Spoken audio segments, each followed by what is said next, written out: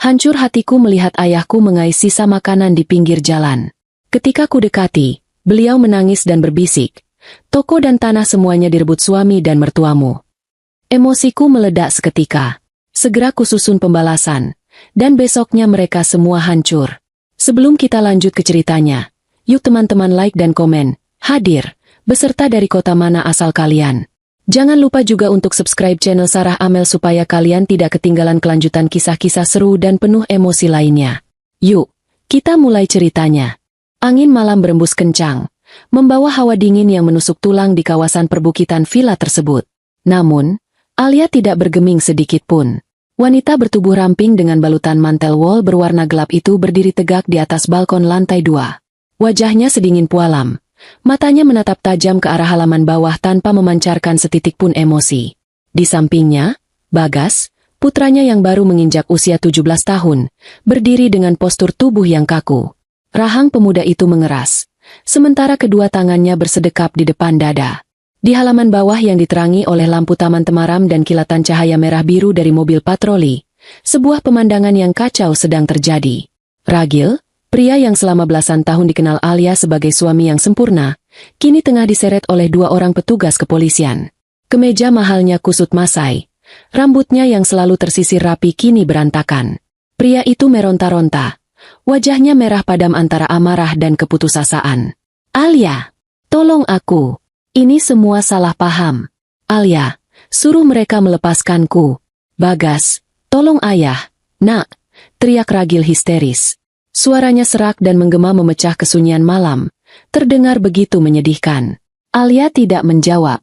Ia hanya memiringkan kepalanya sedikit, menatap pria di bawah sana seolah sedang melihat orang asing yang tidak memiliki arti apa-apa di dalam hidupnya. Bagas mendengus pelan. Sebuah senyum sinis dan penuh kemenangan terukir tipis di sudut bibirnya. Tidak ada air mata. Tidak ada penyesalan. Hanya ada kepuasan yang dingin setelah sebuah pembalasan dendam yang dieksekusi dengan sangat sempurna. Namun, kehancuran Ragil pada malam itu tidak terjadi begitu saja. Semuanya bermula tepat 30 hari yang lalu. 30 hari yang lalu, kehidupan Alia adalah definisi dari kesempurnaan yang sering membuat banyak orang iri. Ia tinggal di sebuah rumah mewah di kawasan elit, memiliki suami yang menjabat sebagai direktur di sebuah perusahaan properti terkemuka, dan membesarkan seorang putra jenius yang selalu membanggakan keluarga. Pagi itu, sinar matahari pagi menerobos masuk melalui jendela kaca ruang makan yang besar. Alia sedang menuangkan kopi hitam ke dalam cangkir porselen ketika Ragil turun dari tangga. Pria itu tampak sangat menawan dalam balutan setelan jas abu-abu gelap yang dijahit khusus untuknya. Aroma parfum maskulin yang mahal menguar, memenuhi udara ruang makan. "Pagi, sayang," sapa Ragil dengan senyum hangat andalannya. Ia berjalan menghampiri Alia dan mengecup kening istrinya dengan lembut. "Kopinya harum sekali. Kamu selalu tahu cara membuat pagiku menjadi lebih baik. Duduklah, sarapan sudah siap. Kamu bilang penerbanganmu ke Surabaya jam 10 pagi, kan? Jangan sampai terlambat," balas Alia sambil tersenyum tulus. Ia mengambilkan sepotong roti panggang dan meletakkannya di piring suaminya. Bagas yang sedang mengunyah sereal di seberang meja hanya melirik sekilas ke arah ayahnya, lalu kembali fokus pada layar komputer tablet di hadapannya. Jari-jarinya bergerak lincah mengetikkan serangkaian kode program yang sama sekali tidak dipahami oleh kedua orang tuanya. "Ya, ada pertemuan penting dengan investor untuk proyek apartemen baru.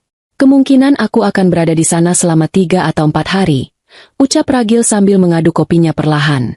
Ia kemudian merogoh saku jasnya dan mengeluarkan sebuah kunci dengan gantungan berbahan kulit asli, lalu meletakkannya di atas meja, tepat di depan Alia.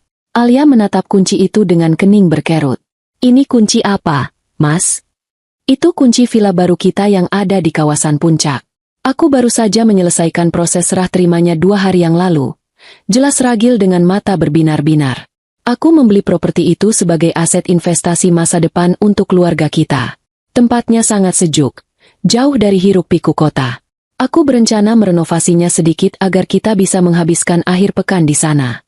Bisakah kamu pergi ke sana hari ini? Tolong temui Pak Karta. Dia penjaga baru yang aku pekerjakan. Arahkan dia untuk membersihkan area utama villa. Aku ingin semuanya bersih saat aku pulang nanti."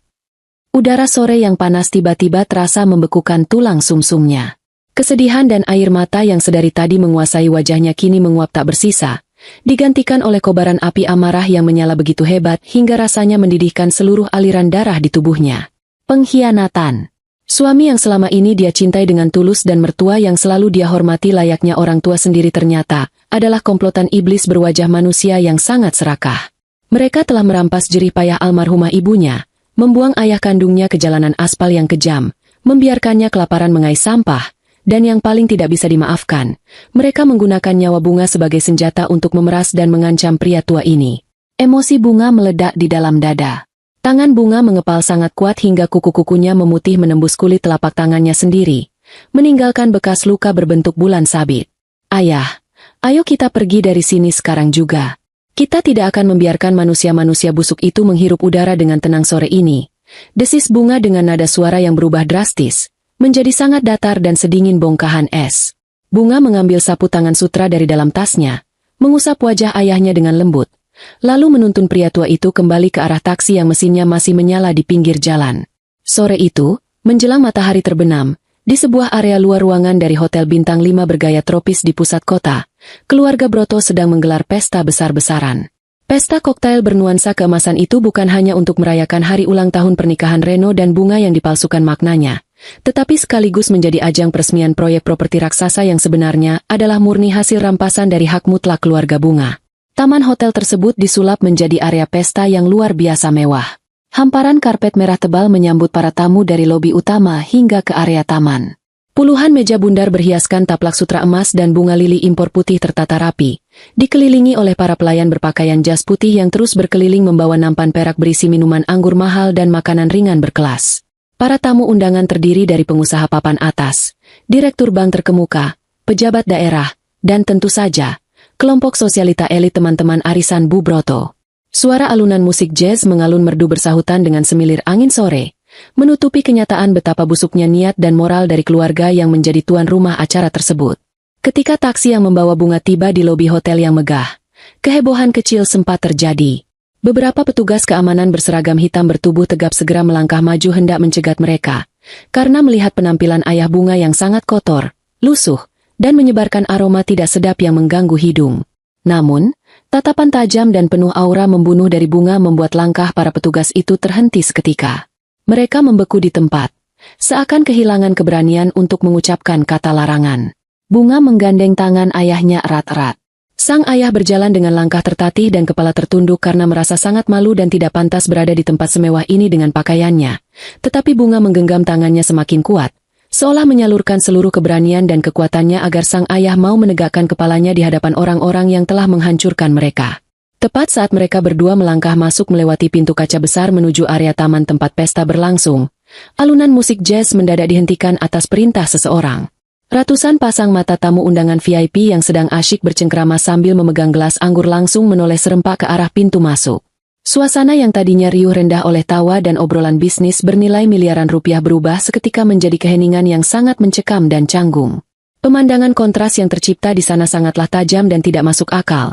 Bunga yang berwajah cantik jelita dengan aura yang mendominasi, berdiri tegak menggandeng seorang pria tua berpenampilan seperti pengemis jalanan yang membawa bau sampah ke tengah-tengah taman beraroma parfum mahal tersebut. Di atas panggung utama yang berlatar belakang pemandangan matahari terbenam yang memerah, Pak Broto sedang memegang mikrofon. Dia baru saja bersiap memberikan pidato kebanggaan tentang betapa hebatnya kesuksesan finansial keluarganya di hadapan para kolega. Melihat pemandangan di pintu masuk taman, wajah Pak Broto langsung memerah pada menahan amarah yang meledak sekaligus merasa sangat jijik. Tanpa merasa perlu menjaga citra atau perasaan menantunya, Pak Broto mengangkat tangan kanannya tinggi-tinggi, menunjuk lurus ke arah Bunga dan ayahnya dengan jari telunjuk yang bergetar karena emosi. "Reno, apa-apaan ini?" Suara bariton Pak Broto menggelegar melalui pengeras suara berkekuatan tinggi, mengalahkan suara angin sore dan memenuhi setiap sudut taman hotel. "Kenapa istrimu yang baru saja pulang dari luar negeri itu justru membawa gembel bau ini ke acara elit kita sore ini? Apakah dia sudah gila dan tidak tahu aturan tempat? Singkirkan pengemis itu dari pandanganku sekarang juga." Dari barisan depan tamu undangan, Bu Broto melangkah maju membelah kerumunan dengan gaya yang sangat angkuh. Tubuhnya dibalut gaun desainer ternama berbahan kain sutra, dan leher serta pergelangan tangannya dihiasi oleh perhiasan berlian besar yang berkilauan menyilaukan mata. Bukannya menegur suaminya yang berteriak kasar, Bu Broto justru melepaskan tawa melengking yang sangat nyaring dan penuh nada merendahkan. Tawa itu menggema di udara terbuka, memancing beberapa ibu-ibu sosialita lain untuk ikut menutup mulut sambil tersenyum sinis dan melirik jijik. Astaga, lihatlah kelakuan orang tua yang tidak tahu malu ini. Sindir Bu Broto dengan suara yang sengaja dikeraskan semaksimal mungkin agar semua orang di taman itu bisa mendengar dengan jelas. Matanya menatap tubuh kurus ayah Bunga dari atas ke bawah dengan penuh kebencian dan rasa superioritas yang menjijikan. Keluarganya sudah hancur lebur. Perusahaannya sudah bangkrut total karena kebodohannya sendiri. Dan sekarang dia berani datang menampakkan wajahnya ke sini? Apa dia kelaparan dan mau mengemis makanan sisa di pesta anakku? Sungguh pemandangan yang sangat merusak suasana sore para tamu terhormat kita. Menjijikkan sekali. Bunga sama sekali tidak merespons hinaan itu dengan kata-kata. Dia hanya mengarahkan pandangannya menembus kerumunan, mencari sosok Reno, pria yang selama bertahun-tahun dia sebut sebagai pendamping hidup. Reno berdiri tidak jauh dari tepi kolam renang, mengenakan setelan jas buatan desainer Italia yang harganya dipastikan setara dengan sebuah rumah kecil. Bunga menatap mata pria itu, berharap di dalam hatinya setidaknya ada setitik rasa bersalah, secercah penyesalan, atau tindakan pembelaan dari sang suami terhadap istrinya. Namun, harapan terakhir Bunga itu hancur lebur berkeping-keping terbawa angin sore. Reno justru memalingkan wajahnya dengan ekspresi sangat jengah. Dia memasukkan kedua tangannya ke dalam saku celana mahalnya, tersenyum miring dengan raut wajah meremehkan, sama sekali tidak peduli bahwa istri dan ayah mertuanya sedang diinjak-injak harga dirinya di hadapan ratusan orang penting. Reno membiarkan kedua orang tuanya mencabik-cabik kehormatan ayah Bunga di depan umum tanpa niat untuk menghentikannya. Pemandangan tersebut bagaikan palu godam yang menghancurkan sisa-sisa ilusi cinta di hati Bunga. Tidak ada lagi keraguan. Tidak ada lagi ruang untuk negosiasi atau penjelasan. Tidak ada lagi sedikit pun ruang untuk memaafkan. Garis perang telah ditarik dengan sangat jelas dan tebal, dan Bunga bersumpah atas nama almarhumah ibunya di dalam hatinya. Dia akan memastikan setiap orang yang berdiri dan tertawa di taman ini akan berlutut menangis darah memohon ampunan padanya sebelum matahari terbit keesokan harinya. Suasana sore di Taman Hotel Bintang 5 itu terasa sangat menyesakan dada Bunga, seolah-olah seluruh oksigen murni di udara terbuka tersebut telah tersedot habis oleh kesombongan keluarga Broto dan tatapan menghakimi para tamunya. Setiap bisikan cibiran dari para tamu undangan yang berdiri di sekitarnya terdengar bagaikan ribuan lebah berbisa yang menyengat gendang telinganya secara bersamaan. Beberapa tamu dari kalangan sosialita elit terlihat sangat berlebihan dengan mengambil kipas tangan mereka dan menutup hidung rapat-rapat, memberikan tatapan jijik yang sama sekali tidak ditutup-tutupi ke arah ayah Bunga yang berdiri menunduk di ambang pintu masuk. Di tengah badai penghinaan publik yang begitu brutal dan tidak manusiawi itu, aliran darah di dalam tubuh Bunga mendidih hebat hingga ke ubun-ubun. Otot-otot rahangnya menegang sangat keras, dan deretan giginya bergemeretak menahan luapan amarah yang rasanya sudah sangat siap untuk meledakkan seluruh area pesta ini berkeping-keping. Namun, saat Bunga merasakan telapak tangan ayahnya yang kasar dan kotor itu semakin bergetar ketakutan di dalam genggamannya, akal sehat Bunga dengan cepat mengambil alih kendali emosinya.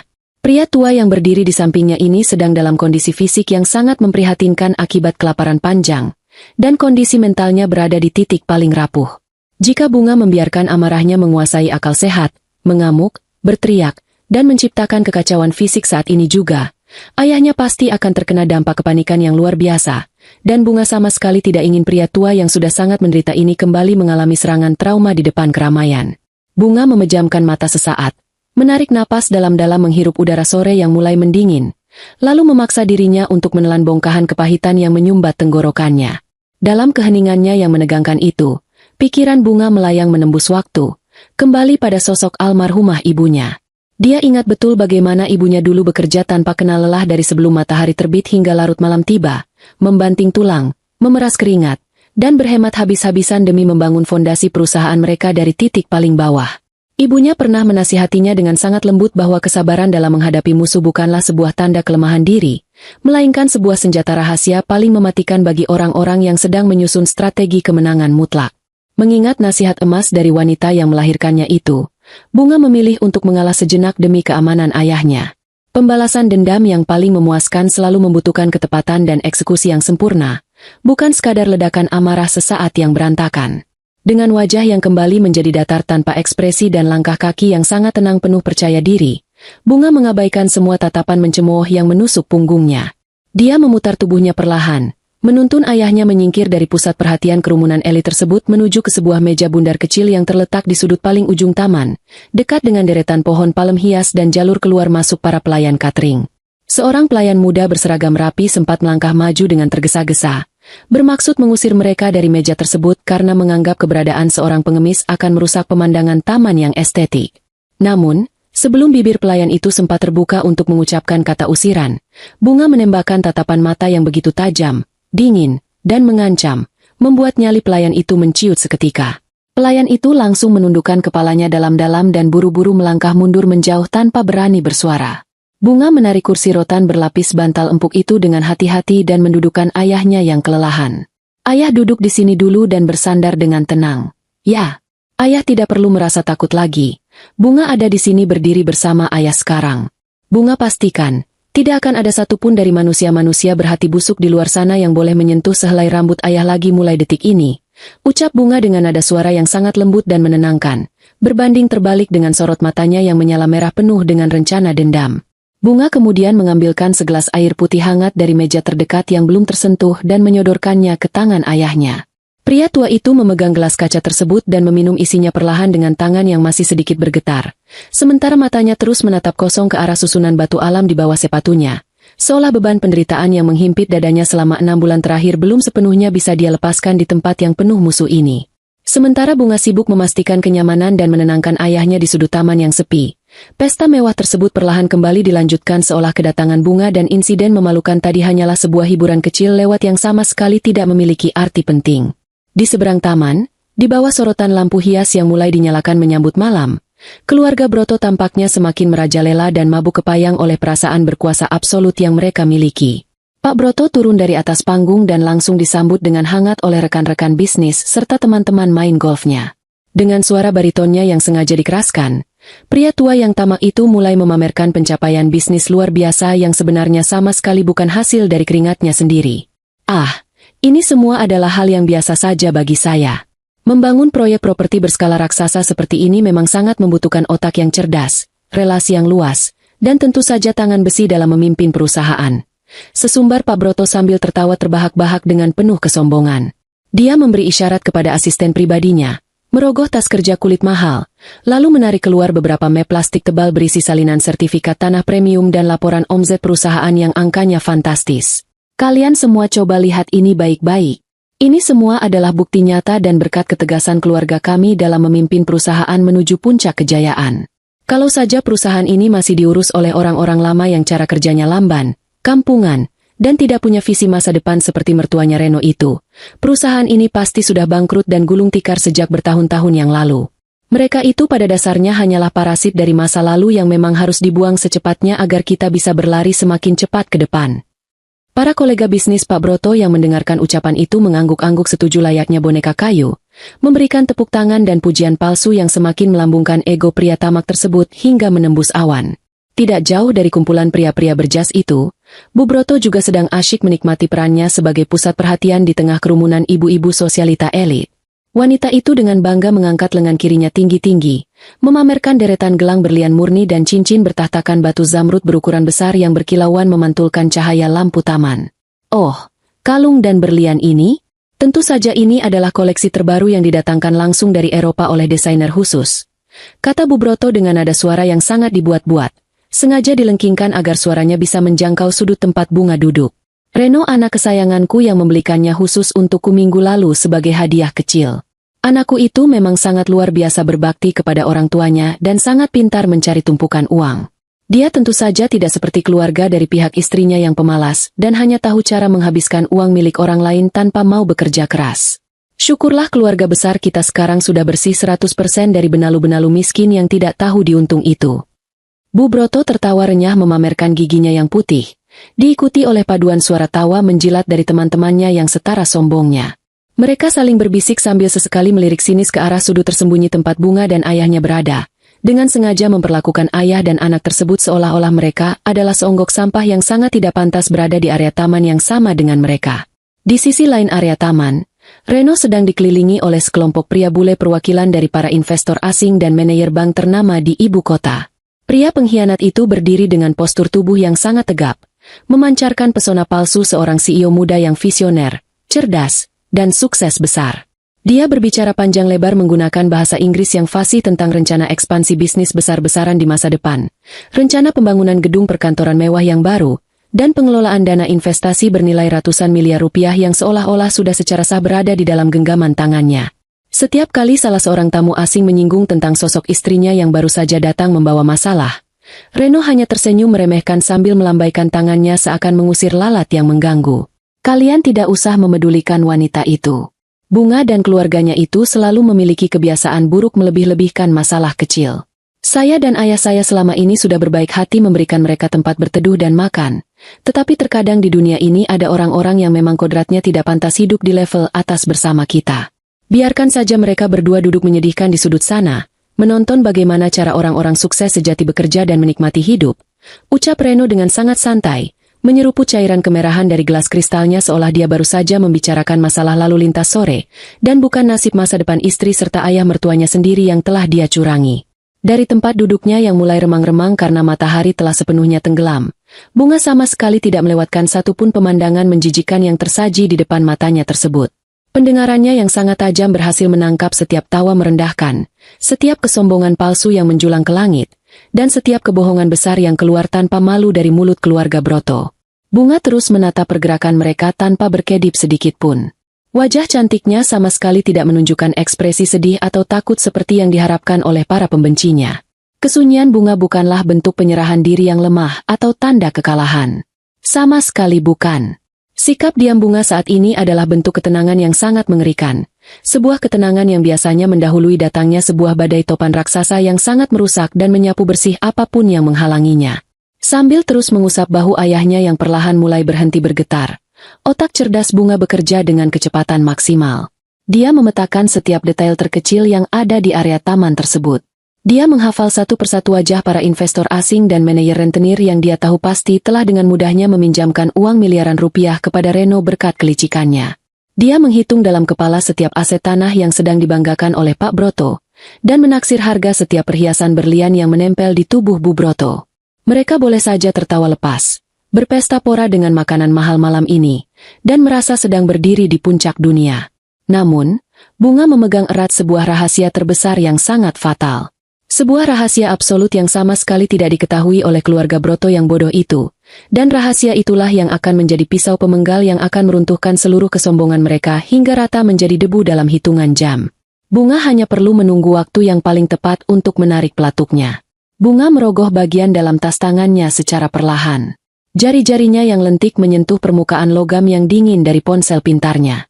Pertunjukan sirkus yang sangat memuakan ini sudah berlangsung cukup panjang, dan sekarang adalah saat yang paling tepat bagi pemilik panggung sesungguhnya untuk mengambil alih pertunjukan.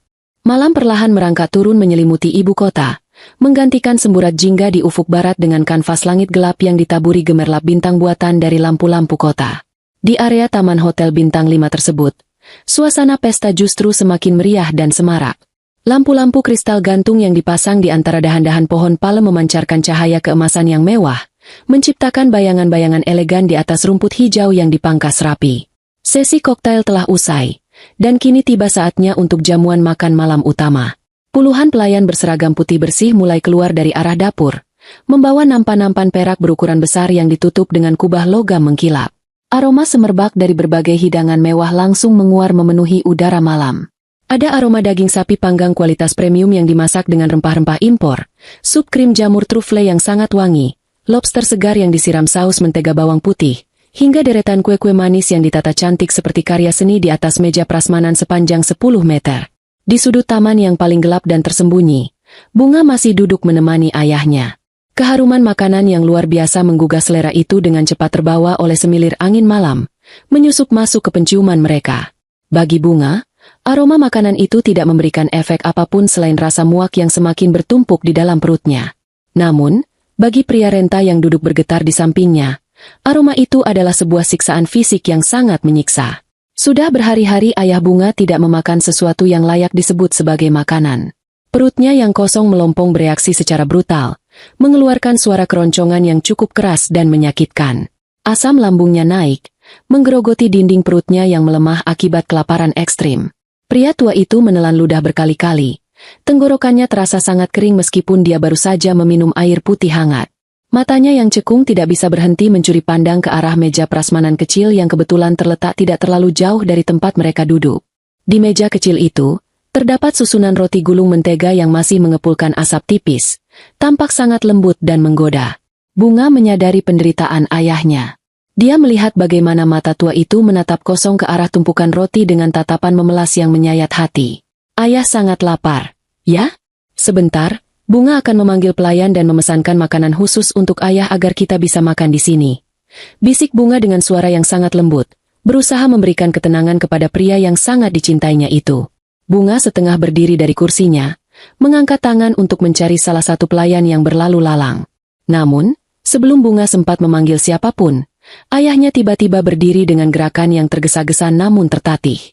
Rasa lapar yang sangat menyiksa rupanya telah mengambil alih seluruh sisa akal sehat dan rasa malunya. Pria tua itu berpikir bahwa mengambil sepotong roti kecil dari meja prasmanan yang dipenuhi ribuan makanan mewah tidak akan merugikan siapapun. Dia berjalan tertatih-tatih menuju meja kecil tersebut. Tangannya yang kurus kering dan kotor itu gemetar hebat saat dia mengulurkan jemarinya untuk mengambil sebuah piring porselen putih dari tumpukan. Dengan gerakan yang sangat berhati-hati, seolah takut merusak sesuatu yang berharga, sang ayah mengambil sepotong roti gulung mentega dan meletakkannya di atas piring. Senyum kecil dan lega sempat terukir di bibir pucatnya, membayangkan rasa hangat dan manis dari roti itu akan segera mengisi perutnya yang melilit. Namun, kelegaan itu hanya bertahan selama sepersekian detik. Dari arah panggung utama, mata tajam Pak Broto yang selalu awas terhadap hal-hal yang dia anggap sebagai kotoran, menangkap pergerakan ayah Bunga. Wajah pria parubaya yang penuh dengan kesombongan itu seketika berubah menjadi sangat gelap dan menakutkan. Tanpa mengucapkan sepatah kata pun kepada rekan bisnis yang sedang mengajaknya berbicara, Pak Broto melangkah lebar dengan langkah kaki yang berat dan penuh amarah melintasi taman. Beberapa tamu undangan yang menyadari perubahan ekspresi Pak Broto menghentikan percakapan mereka dan menatap dengan penuh rasa ingin tahu ke arah sudut ruangan. Bunga yang melihat kedatangan ayah mertuanya dengan wajah penuh murka langsung menyadari bahaya yang mengancam. Dia berlari kecil menyusul ayahnya, tetapi langkahnya kalah cepat oleh kaki panjang Pak Broto. Tepat ketika ayah Bunga baru saja mengangkat piring porselen itu ke dekat dadanya dan hendak berbalik, Pak Broto sudah berdiri menjulang di hadapannya seperti seekor monster yang siap menerkam mangsanya. "Apa yang sedang kau lakukan dengan tangan kotormu itu, pengemis busuk?" bentak Pak Broto dengan suara yang sangat keras, menggelegar membelah alunan musik jazz yang sedang dimainkan oleh kelompok musik di panggung. Ayah Bunga tersentak mundur. Tubuhnya bergetar hebat. Matanya membelalak ketakutan menatap wajah Pak Broto yang memerah karena marah. Saya hanya mengambil sepotong roti kecil. Saya sangat lapar. Tuan Broto, tolong izinkan saya memakan ini." Suara pria tua itu keluar dalam bentuk cicitan yang sangat menyedihkan, memohon belas kasihan kepada pria yang telah merebut segala miliknya. Bukannya merasa iba, perkataan itu justru membuat kemarahan Pak Broto semakin mendidih. Dia merasa harga dirinya sebagai tuan rumah pesta elit ini diinjak-injak oleh pemandangan seorang gembel yang berani menyentuh makanan mewahnya. Dengan gerakan yang sangat cepat dan brutal, Pak Broto mengangkat kaki kanannya dan menendang piring porselen yang berada di tangan ayah Bunga dengan tenaga penuh. Prang! Suara pecahan porselen yang sangat keras dan tajam menggema di seluruh penjuru taman. Piring putih itu hancur berkeping-keping menjadi serpihan tajam yang berserakan di atas lantai batu alam.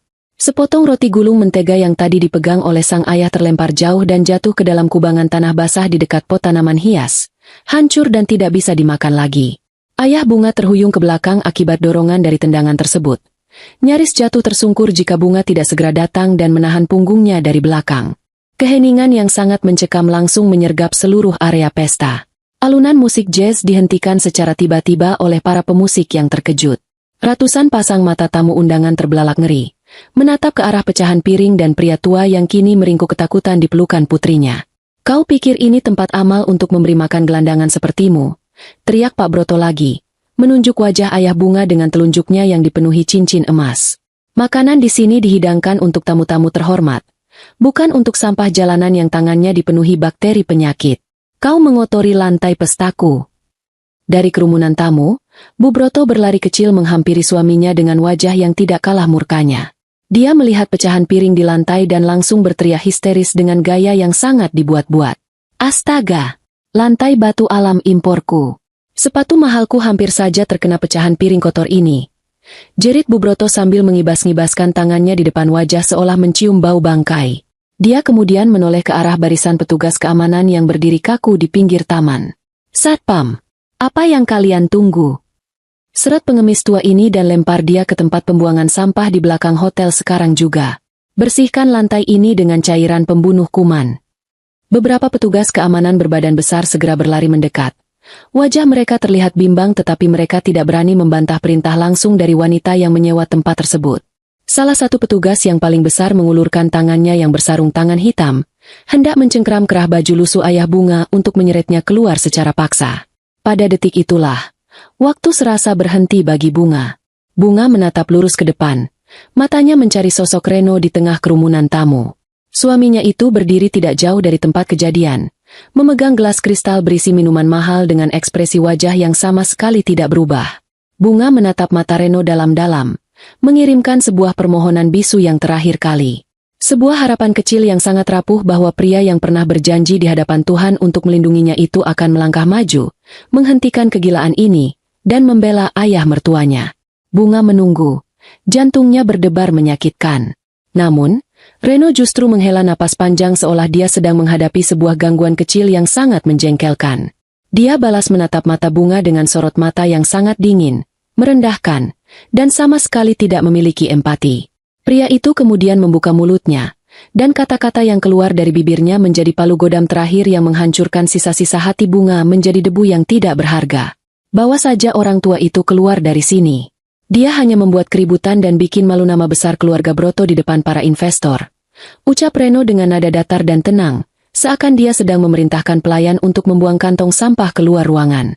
Mendengar kalimat tersebut, batas kritis kesabaran Bunga akhirnya hancur lebur tanpa menyisakan satu keping pun. Keputusasaan dan harapan palsu yang sempat dia simpan kini menguap sepenuhnya.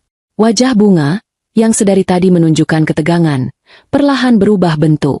Otot-otot wajahnya mengendur, bukan karena pasrah, melainkan karena dia telah mencapai titik absolut dari sebuah amarah.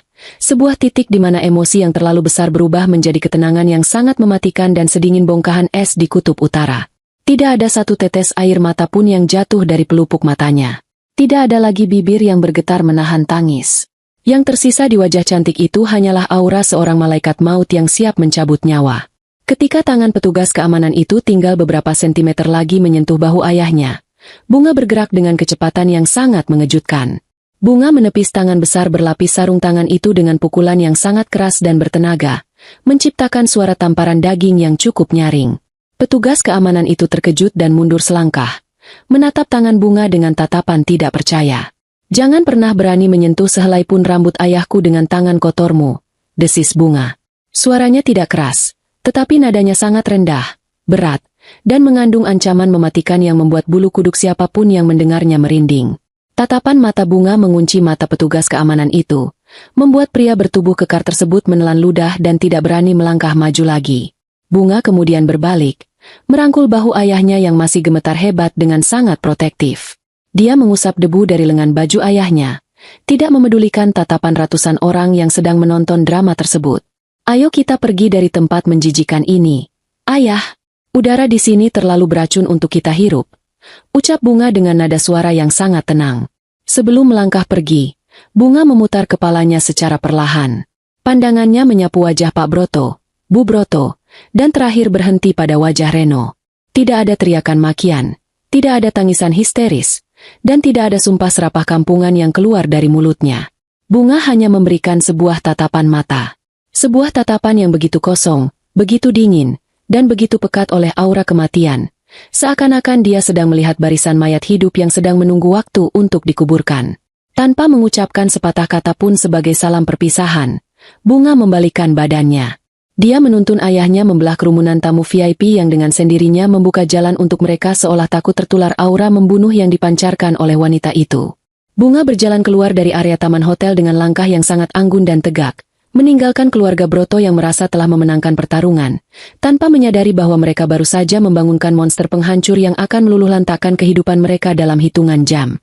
Udara malam di luar area Hotel Bintang 5 itu terasa jauh lebih segar dan menusuk tulang dibandingkan dengan udara pengap penuh kepalsuan di dalam area pesta.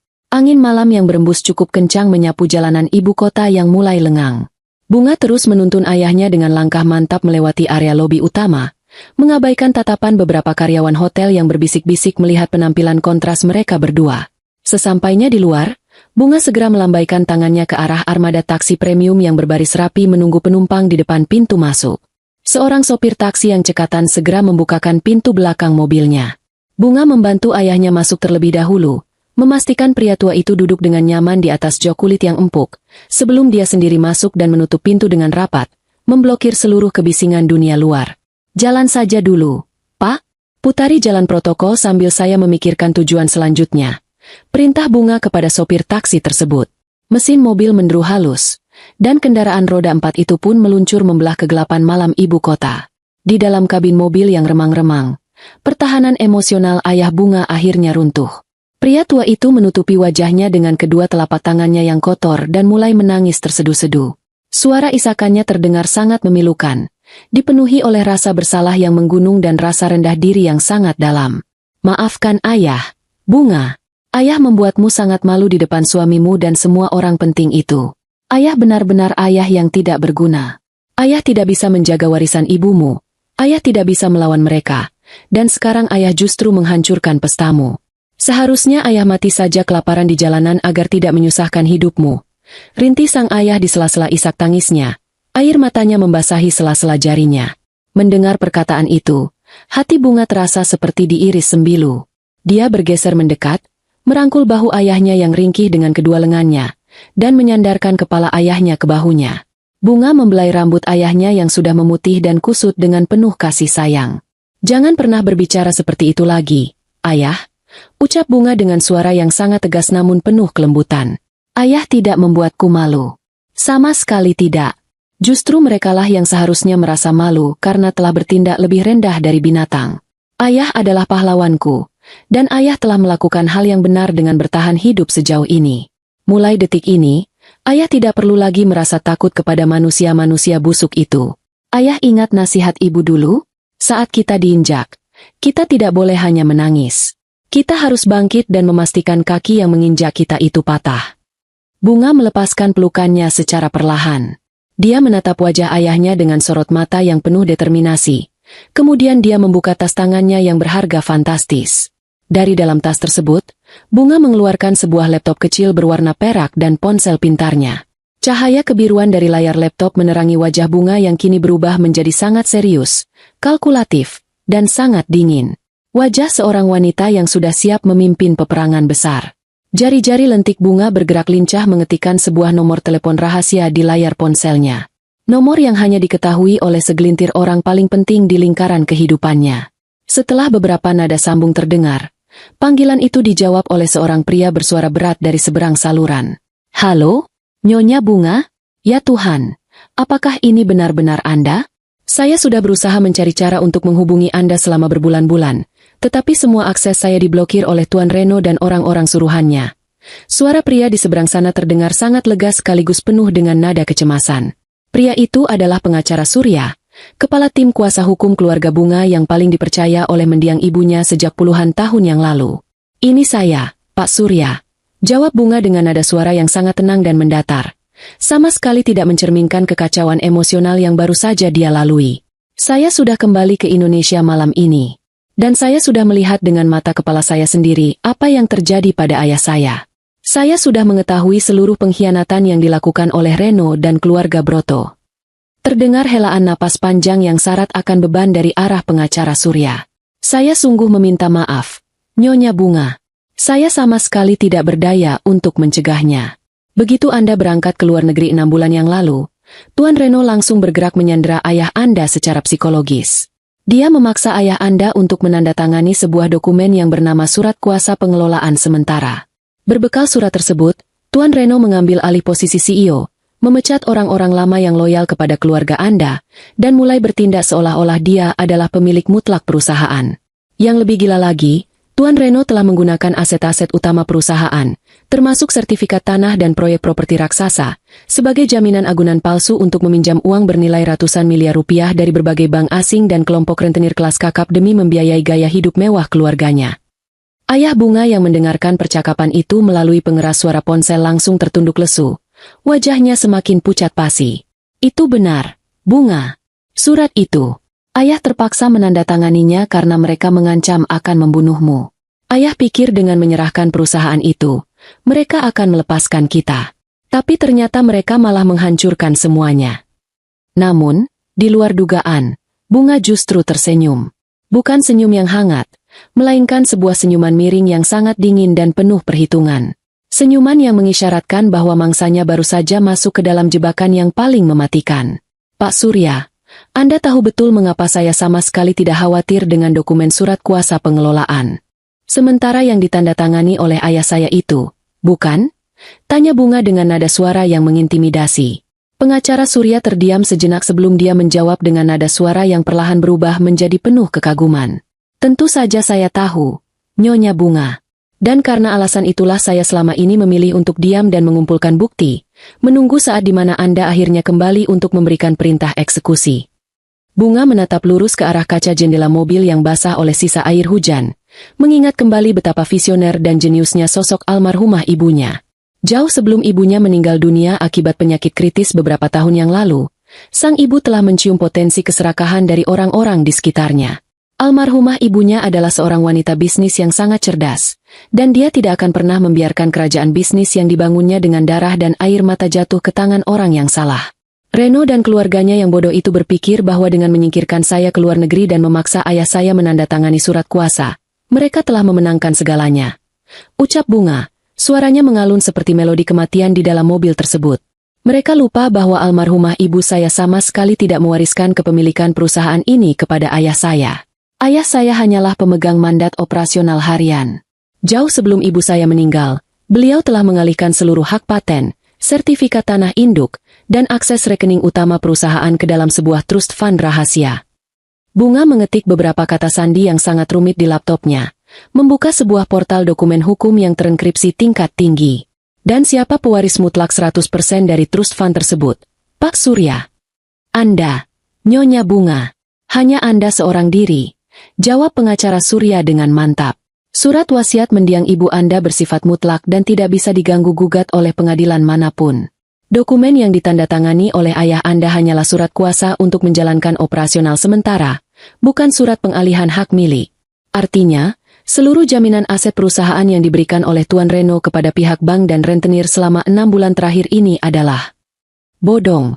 Bunga menyela dengan cepat dan tajam, menyelesaikan kalimat pengacaranya. Semua jaminan itu cacat hukum dan sepenuhnya ilegal. Reno telah melakukan penipuan perbankan skala besar dengan menjaminkan aset yang sama sekali bukan miliknya. Pemahaman itu seketika membuat mata ayah Bunga terbelalak lebar. Pria tua itu baru menyadari betapa besarnya jurang kehancuran yang sedang digali oleh Reno dengan tangannya sendiri. Tepat sekali, Nyonya Bunga. Tuan Reno telah menggali kuburannya sendiri. Sekarang, apa perintah Anda? Tanya pengacara Surya. Nada suaranya terdengar sangat antusias, seolah dia sudah tidak sabar untuk melepaskan anjing-anjing pelacaknya. Mata Bunga menyipit, menatap pantulan wajahnya sendiri di layar laptop. Waktunya telah tiba untuk menjatuhkan bom pemusnah massal. Dengarkan perintah saya baik-baik. Pak Surya, saya ingin Anda mencabut dan membatalkan surat kuasa pengelolaan sementara itu detik ini juga. Proses secara elektronik sekarang. Kedua, bekukan seluruh rekening utama perusahaan yang aksesnya selama ini diretas oleh Reno. Jangan sisakan 1 sen pun untuk mereka. Bunga menarik napas dalam-dalam, senyum mematikannya semakin melebar. Dan untuk pertunjukan utamanya, saya ingin Anda menyusun draft surat pemberitahuan pembatalan kuasa secara resmi. Kirimkan salinan dokumen tersebut ke alamat surat elektronik dan nomor telepon pribadi seluruh manajer bank, dewan direksi, dan para bos rentenir yang meminjami Reno uang. Pastikan pesan itu ditandai dengan peringatan bahaya tingkat tinggi. Baik, Nyonya Bunga. Saya akan mengirimkannya sekarang juga. Kemana saya harus mengirimkan dokumen fisiknya? Oh, Anda tidak perlu repot-repot mencari mereka di kantor, Pak Surya. Ucap Bunga dengan nada suara yang sangat dingin dan penuh kepuasan.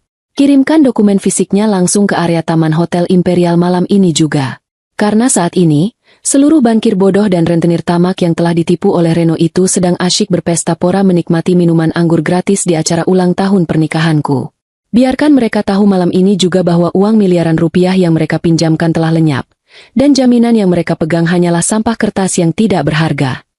Bunga menutup layar laptopnya dengan bunyi klik yang tajam, menandakan bahwa mesin kehancuran telah resmi dihidupkan. Hancurkan mereka malam ini juga, Pak Surya. Jangan beri mereka kesempatan untuk bernapas. Sementara taksi yang membawa Bunga dan ayahnya melaju membelah jalanan ibu kota yang mulai sepi, suasana di Taman Hotel Imperial justru sedang mencapai titik puncak kemeriahannya. Ketiadaan Bunga dan ayahnya yang telah pergi dari tempat itu membuat keluarga Broto merasa seolah-olah mereka baru saja memenangkan sebuah pertempuran besar.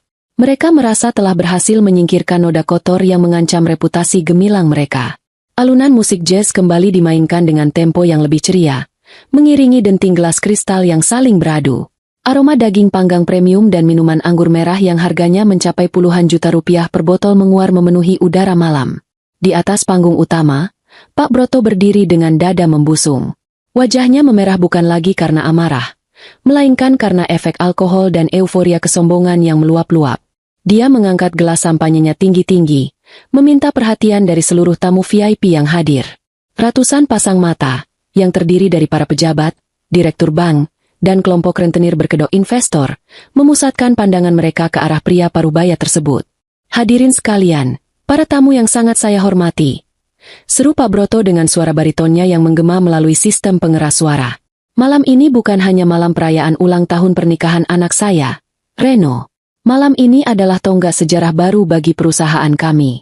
Dengan dukungan dana dari Anda semua, para investor yang luar biasa, proyek properti raksasa yang kita bangun bersama ini akan merajai pasar ibu kota. Mari kita bersulang untuk kejayaan, kekayaan, dan masa depan yang tidak terbatas. Bersulang, sahut para tamu undangan secara serempak. Mereka mengangkat gelas masing-masing, tertawa lebar, dan meminum cairan keemasan tersebut. Di barisan paling depan, Bu Broto tersenyum sangat lebar hingga riasan wajahnya terlihat kaku. Dia menepuk-nepuk lengan Reno yang berdiri di sampingnya dengan penuh kebanggaan. Kamu lihat, Reno, ayahmu sangat luar biasa. Dan kamu juga sangat hebat. Keputusan kita untuk menyingkirkan pria tua bangkrut tadi adalah keputusan yang paling tepat. Sekarang, tidak ada lagi yang bisa menghalangi jalan keluarga kita. Kita adalah penguasa sebenarnya. Reno membalas senyuman ibunya dengan tatapan meremehkan. Tentu saja, Ibu. Bunga dan ayahnya itu hanyalah masa lalu yang menyedihkan. Seluruh aset perusahaan, seluruh sertifikat tanah, dan seluruh akses keuangan sudah berada di bawah kendaliku. Mereka tidak akan pernah bisa bangkit lagi. Namun, kesombongan yang menjulang tinggi hingga menyentuh langit itu hanya bertahan selama beberapa detik. Tepat ketika Reno baru saja menyelesaikan kalimatnya, sebuah fenomena yang sangat ganjil terjadi di area taman tersebut. Secara serempak dan nyaris bersamaan, puluhan ponsel pintar milik para tamu VIP berbunyi.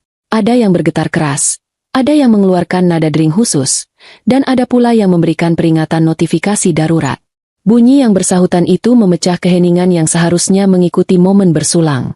Para direktur bank, manajer investasi, dan bos rentenir yang hadir di sana secara otomatis merogoh saku jas mereka dan membuka layar ponsel masing-masing. Seorang pria berbadan gempal dengan setelan jas hitam pekat yang berdiri tidak jauh dari panggung adalah orang pertama yang membuka pesan elektronik tersebut. Pria itu bernama Bos Tony, seorang pemimpin kelompok rentenir kelas kakap yang telah meminjamkan uang tunai sebesar 50 miliar rupiah kepada Reno dengan jaminan sertifikat tanah induk perusahaan. Senyuman lebar di wajah Bos Tony seketika luntur, digantikan oleh kerutan tajam di dahinya. Matanya membelalak lebar saat membaca baris demi baris dokumen berformat digital yang dikirimkan langsung oleh firma hukum pengacara Surya. Di sudut lain, seorang direktur bank asing yang memegang agunan kredit bernilai ratusan miliar dari Reno juga menunjukkan reaksi yang sama. Wajah bule yang tadinya memerah karena alkohol itu langsung berubah menjadi seputih kertas. Dia menatap layar ponselnya dengan mulut sedikit terbuka, tidak percaya dengan apa yang baru saja dibacanya. Dokumen itu adalah surat pemberitahuan pembatalan kuasa resmi, lengkap dengan stempel hukum yang sah, yang menyatakan bahwa seluruh jaminan aset yang diberikan oleh Reno adalah cacat hukum, ilegal, dan merupakan tindakan penipuan tingkat tinggi. Suasana di taman itu berubah drastis dalam hitungan detik. Hawa dingin yang tidak berasal dari angin malam tiba-tiba menyergap tengkuk semua orang. Bisik-bisik kepanikan mulai terdengar menyebar seperti virus yang mematikan. Para tamu VIP saling bertukar pandang, menunjukkan layar ponsel mereka satu sama lain untuk mengonfirmasi kebenaran mimpi buruk yang baru saja mereka terima. Melihat perubahan suasana yang sangat mendadak itu, Pak Broto yang masih berdiri di atas panggung mengerutkan keningnya. Dia merasa kebingungan. Ada apa ini, hadirin sekalian? Mengapa wajah kalian semua terlihat tegang? Apakah ada berita buruk mengenai bursa saham malam ini? Tanya Pak Broto dengan nada bercanda, mencoba mencairkan suasana. Bukannya tawa yang dia dapatkan, melainkan sebuah lemparan gelas kristal. Prang! Gelas kristal berisi sampahnya itu dilempar dengan tenaga penuh oleh Bos Tony, hancur berkeping-keping tepat di dekat kaki Pak Broto di atas panggung. Percikan pecahan kaca dan air mengenai sepatu kulit mahal pria tua itu, membuatnya melompat mundur karena terkejut. Bursa saham kepalamu, raung Bos Tony dengan suara yang sangat menggelegar. Wajahnya merah padam karena amarah yang tidak terbendung. Pria bertubuh gempal itu melangkah maju menerobos kerumunan tamu, menunjuk langsung ke wajah Reno yang mendadak pucat pasi. Reno, anak iblis penipu. Apa maksud dari semua dokumen sampah ini? Hah? Beraninya kau bermain-main dengan uangku? Reno menelan ludah. Jakunnya naik turun dengan cepat. Keringat dingin seketika membasahi pelipisnya. Dokumen-dokumen apa maksud Anda, Bos Tony? Saya tidak mengerti apa yang Anda bicarakan. Kita baru saja merayakan kesuksesan bersama. Jangan berpura-pura bodoh di depanku, bentak direktur bank asing yang kini ikut melangkah maju dan berdiri di samping Bos Tony. Dia mengacungkan ponselnya tepat ke depan wajah Reno. Firma hukum utama dari perusahaan istrimu baru saja mengirimkan peringatan darurat kepada seluruh kreditur. Surat kuasa yang kau gunakan untuk menjaminkan tanah dan proyek ini sudah dibatalkan detik ini juga. Kau ternyata tidak memiliki sepeser pun hak atas perusahaan itu. Kau menjaminkan tanah bodong kepada bank kami. Mendengar kata bodong dan dibatalkan, jantung Reno serasa berhenti berdetak. Lututnya seketika terasa lemas seperti jeli. Pak Broto yang berdiri di atas panggung juga merasakan dunianya berputar dengan sangat cepat. Dia menatap Reno dengan pandangan menuntut penjelasan, tetapi Reno hanya bisa berdiri mematung, mulutnya terbuka dan tertutup tanpa bisa mengeluarkan satu kata pun. Bu Broto yang tidak mengerti masalah bisnis dan hukum hanya bisa memegangi lengan anaknya dengan panik. Tidak mungkin, gumam Reno dengan suara bergetar, mencoba menyangkal kenyataan yang menghantamnya. Surat kuasa itu sah. Ayah mertuaku sendiri yang menandatanganinya. Kalian tidak bisa dibodohi oleh surat elektronik palsu seperti itu. Itu bukan surat palsu, Tuan Reno yang terhormat. Sebuah suara bariton yang sangat tenang namun penuh wibawa terdengar dari arah pintu masuk taman. Seluruh tamu undangan kembali menoleh, dan kerumunan pun terbelah secara otomatis untuk memberikan jalan. Pengacara Surya berjalan masuk dengan langkah yang sangat tegap, didampingi oleh 2 orang asisten hukum dan 4 orang petugas kepolisian berseragam lengkap. Di tangannya, dia membawa sebuah map kulit berwarna merah yang berisi dokumen fisik kehancuran keluarga Broto. Pengacara Surya berhenti tepat di hadapan Reno. Dia membuka map tersebut dan mengeluarkan selembar kertas tebal berlogo firma hukum resmi. Tuan Reno, saya mewakili klien tunggal saya, Nyonya Bunga, pewaris mutlak dari seluruh aset dan perusahaan induk, ucap pengacara Surya dengan nada suara yang menggema jelas di telinga semua orang.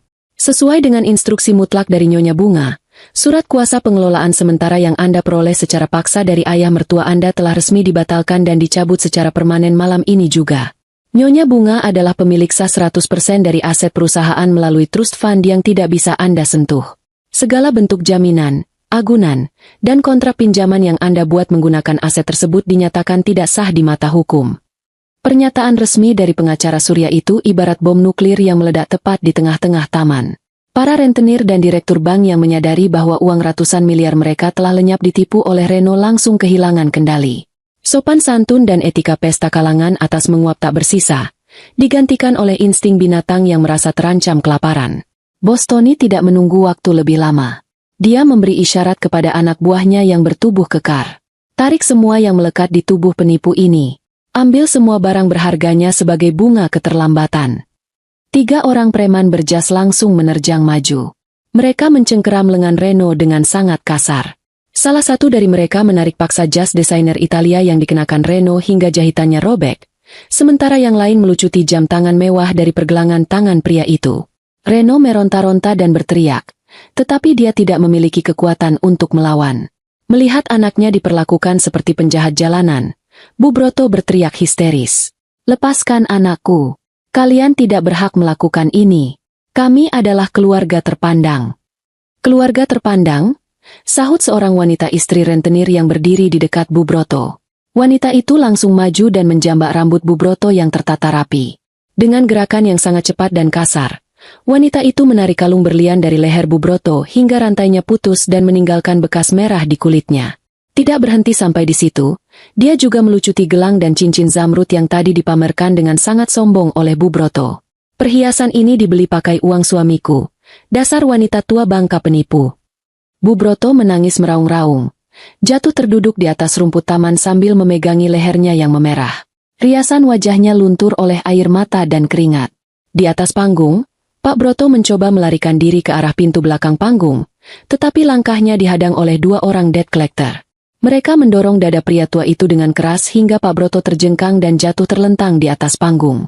Salah satu debt collector membongkar saku celana Pak Broto dan merampas kunci mobil mewah yang baru saja dibelinya minggu lalu. Mobil ini kami sita malam ini juga. Besok pagi kami akan datang ke rumahmu untuk mengambil sisanya. Ancam debt collector tersebut sambil meludahi lantai di dekat wajah Pak Broto. Kekacauan itu semakin sempurna ketika manajer hotel berlari keluar dari lobi dengan wajah panik dan penuh amarah. Dia menghampiri pusat keributan dan menunjuk ke arah Reno yang kini hanya mengenakan kemeja kusut yang robek di beberapa bagian. Tuan Reno, kartu kredit elit Anda yang digunakan sebagai jaminan deposit acara ini baru saja ditolak oleh sistem. Bank menyatakan rekening Anda telah dibekukan sepenuhnya. Anda belum membayar sisa tagihan catering, dekorasi, dan sewa tempat malam ini. Teriak manajer hotel tersebut dengan nada yang sangat tinggi. Dia menoleh ke arah para pelayan. Tarik semua makanan dari meja prasmanan. Jangan biarkan penipu-penipu ini memakan satu gigitan pun dari makanan kita. Dan panggil satpam untuk mengusir mereka dari properti hotel sekarang juga. Para pelayan dengan sigap langsung menarik nampan-nampan makanan, menutup kubah perak, dan mendorong meja prasmanan menjauh. Makanan-makanan mewah yang tadi tidak boleh disentuh oleh ayah bunga kini ditarik paksa dari hadapan keluarga Broto. Petugas keamanan hotel yang tadinya diperintahkan untuk mengusir ayah bunga kini berbalik arah. Mereka memegang lengan Reno, Pak Broto, dan Bu Broto dengan kasar. Diiringi oleh sorakan hinaan, caci maki, dan lemparan sisa minuman dari para tamu undangan yang merasa ditipu, keluarga Broto diseret secara paksa melintasi karpet merah menuju ke arah pintu keluar. Mereka tidak diberi kesempatan untuk mengambil tas atau barang bawaan mereka. Dalam hitungan kurang dari 10 menit, keluarga yang tadinya berdiri di puncak dunia dengan penuh kesombongan itu kini dilempar keluar dari gerbang besi Hotel Imperial dengan tangan kosong, dipermalukan secara telak dan dilucuti harga dirinya di depan seluruh kolega bisnis mereka. Pembalasan instan bunga telah dieksekusi dengan sangat sempurna, tanpa cacat sedikit pun. Langit malam ibu kota seolah ikut merasakan murka yang disebarkan oleh bunga. Awan hitam yang sejak sore menggantung tebal akhirnya menumpahkan beban airnya. Hujan badai turun dengan sangat deras, diiringi oleh kilatan petir yang menyambar-nyambar dan suara guntur yang memekakan telinga. Angin kencang bertiup menerbangkan dedaunan kering dan sampah plastik di sepanjang trotoar. Di luar gerbang besi Hotel Imperial yang menjulang tinggi, 3 sosok manusia sedang berdiri menggigil kedinginan di bawah guyuran hujan badai tersebut. Reno, Pak Broto, dan Bu Broto tampak sangat menyedihkan. Pakaian mahal mereka kini basah kuyup, menempel ketat di tubuh mereka dan dipenuhi oleh noda kotoran dari tanah taman hotel. Reno memeluk dirinya sendiri. Kemejanya yang robek sama sekali tidak mampu menahan hawa dingin yang menusuk hingga ke tulang sumsum. Bu Broto menangis terseduh-seduh. Rambutnya yang tadinya disanggur rapi kini terurai berantakan menutupi sebagian wajahnya yang pucat pasi, sementara lehernya masih terasa perih akibat tarikan paksa kalung berliannya. Reno, lakukan sesuatu, bodoh! Teriak Pak Broto dengan suara serak, berusaha mengalahkan suara derau hujan. Pria tua itu menendang tiang lampu jalan di dekatnya untuk melampiaskan frustrasi. Pesan taksi premium sekarang juga. Kita harus segera pulang ke rumah dan mencari pengacara kita sendiri untuk melawan Surya. Reno dengan tangan yang sangat gemetar dan licin oleh air hujan mengeluarkan ponsel pintarnya yang kebetulan masih tersisa di saku celananya.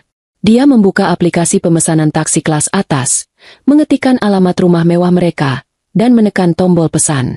Namun, layar ponsel itu langsung memunculkan tanda silang berwarna merah berukuran besar. Pemesanan ditolak, baca Reno dengan suara bergetar. Dia mencoba mengganti metode pembayaran dengan 3 kartu kredit yang berbeda. Namun hasilnya tetap sama. Semua kartuku diblokir oleh bank. Aplikasi ini menolak pesananku karena metode pembayaran tidak valid. Pak Broto mengusap wajahnya yang basah oleh air hujan dengan kasar. Dasar anak tidak berguna.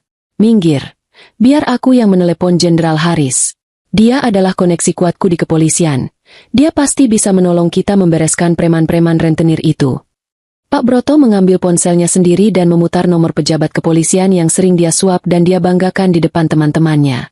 Nada sambung terdengar beberapa kali, memberikan sedikit harapan di dada pria tua itu. Namun, harapan itu hancur ketika panggilan tersebut dialihkan. Nomor yang Anda tuju sedang tidak aktif atau berada di luar jangkauan. Suara operator mesin menjawab dengan nada datar. Pak Broto tidak menyerah. Dia memutar nomor relasi politiknya, nomor direktur bank kenalannya, hingga nomor teman-teman main golfnya yang baru saja bersulang bersamanya 10 menit yang lalu. Hasilnya nihil. Semua panggilannya ditolak, dialihkan, atau bahkan nomornya sudah diblokir sepenuhnya. Kabar tentang penipuan ratusan miliar yang dilakukan oleh Reno telah menyebar dengan kecepatan cahaya di kalangan elit. Tidak ada satu orang pun yang mau mempertaruhkan karir dan nama baik mereka untuk menolong keluarga penipu yang sedang tenggelam. Akses mereka ke dunia luar telah terputus sepenuhnya. Domino pertama telah jatuh, dan efeknya menyebar menghancurkan segala arah. Mereka semua memblokirku, gumam Pak Broto dengan pandangan kosong. Tangannya terkulai lemas di sisi tubuhnya. Kita benar-benar sendirian. Mendengar kenyataan pahit itu, kepanikan yang menggerogoti Bu Broto berubah menjadi amarah yang meledak-ledak. Wanita itu tiba-tiba menerjang maju dan memukul dada Reno dengan kedua kepalan tangannya secara membabi buta. Ini semua salahmu, Reno. Salahmu, jerit Bu Broto histeris. Air matanya bercampur dengan air hujan. Ibu sudah menyuruhmu untuk memastikan wanita itu mati di luar negeri. Tapi kau terlalu pengecut. Kau membiarkan istrimu kembali dan menghancurkan kita. Lihat sekarang, ibu kehilangan semua berlian ibu. Ibu dipermalukan oleh teman-teman arisan. Kau anak yang bodoh dan tidak berguna.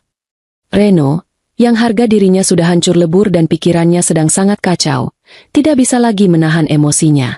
Dia menepis tangan ibunya dengan sangat kasar hingga wanita tua itu terhuyung mundur. Diam, ibu. Jangan hanya menyalahkanku. Balas Reno dengan teriakan yang tidak kalah kerasnya. Wajahnya berkerut penuh kebencian. Ibu dan ayah sama saja. Siapa yang merengek meminta dibelikan kalung berlian puluhan juta setiap bulan? Siapa yang meminta dibelikan mobil mewah dan mengadakan pesta konyol ini? Kalian berdua yang mendorongku untuk meminjam uang lebih banyak kepada rentenir. Kalian yang serakah, dan sekarang kalian mau cuci tangan. Beraninya kau membentak ibumu, anak kurang ajar. Bentak Pak Broto, melangkah maju dan menampar pipi Reno dengan keras.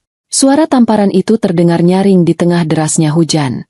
Reno memegangi pipinya yang memanas, menatap ayahnya dengan sorot mata penuh permusuhan. Keluarga yang tadinya terlihat sangat harmonis dan solid dalam kesombongan itu kini hancur berkeping-keping. Bukannya saling menguatkan di tengah krisis, mereka justru saling menggigit dan mencabik satu sama lain seperti sekumpulan anjing kelaparan yang memperebutkan tulang kosong. Di bawah guyuran hujan yang dingin, mereka terus berdebat dan saling menyalahkan hingga suara mereka serak, tidak menyadari bahwa mimpi buruk mereka yang sesungguhnya baru saja dimulai. Tanpa uang tunai dan tanpa akses kendaraan, ketiga orang itu terpaksa berjalan kaki menembus hujan badai selama berjam-jam. Mereka menyusuri trotoar yang becek, sesekali tersiram genangan air kotor dari mobil yang melintas cepat. Mereka berjalan dengan susah payah, kaki lecet karena sepatu yang basah, dan perut keroncongan karena belum sempat memakan hidangan pesta. Baru menjelang pukul 3 pagi, mereka akhirnya tiba di depan gerbang besi menjulang dari rumah mewah kediaman keluarga Broto di kawasan elit.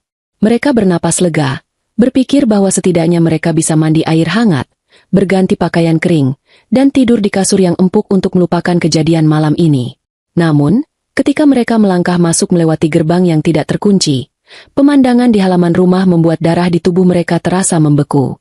Di halaman depan yang luas itu, terparkir 3 buah mobil SUV berwarna hitam dan 2 buah mobil patroli kepolisian dengan lampu sirine yang menyala berputar-putar tanpa suara. Pintu utama rumah mewah itu terbuka lebar. Belasan orang berbadan tegap sedang mondar-mandir mengeluarkan berbagai barang dari dalam rumah. Televisi layar datar raksasa, lukisan mahal, Gucci antik, hingga sofa kulit impor diangkat keluar dan dimasukkan ke dalam truk barang yang terparkir di pinggir jalan. Reno berlari mendekat dengan panik. Apa-apaan ini? Siapa yang memberi kalian izin masuk ke rumahku? Seorang pria berpakaian rapi dengan tanda pengenal dari ban multinasional melangkah keluar dari pintu utama, didampingi oleh 2 orang petugas kepolisian.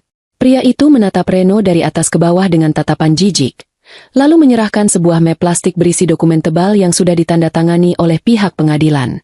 Tuan Reno, ini adalah surat penyitaan aset dan surat panggilan dari kepolisian. Ucap petugas bank tersebut dengan nada sangat formal dan tanpa belas kasihan. Bank kami resmi menuntut Anda atas tindak pidana pemalsuan dokumen agunan kredit dan penipuan perbankan tingkat berat. Karena tanah dan proyek perusahaan yang Anda jaminkan ternyata cacat hukum, sesuai klausul kontrak, bank berhak menyita seluruh aset pribadi yang Anda dan keluarga Anda miliki, termasuk rumah ini dan seluruh isinya, untuk menutupi sebagian kecil dari kerugian kami.